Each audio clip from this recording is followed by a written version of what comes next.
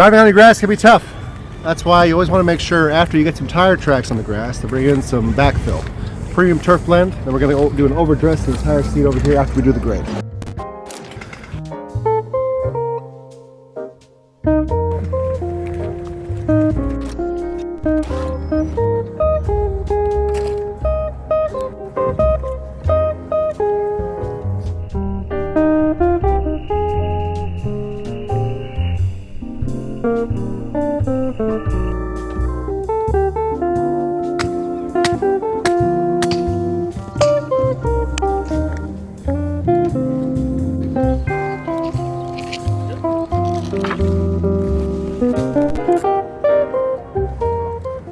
Get any of these stakes from any local hardware store as well as the mesh. A couple of pounds in with the hammer, then you roll this out.